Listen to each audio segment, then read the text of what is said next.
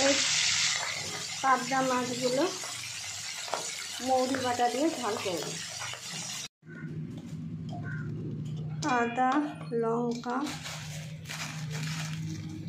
মৌরি আর জিরে একসঙ্গে বেটে একটা পেস্ট বানিয়ে নেব।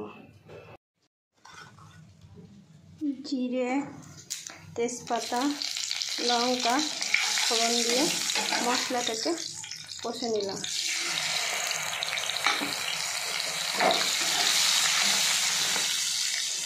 হলুদ, নুন পরিমাণ মতো দিয়ে নিলাম।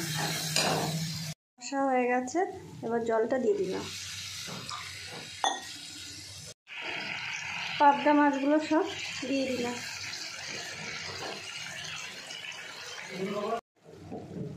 হয়ে গেছে মুড়ি দিয়ে পাবদা মাছের ঝাল। যদি ভালো লাগে লাইক করবে, কমেন্টে জানাবে আর শেয়ার করে দেবে।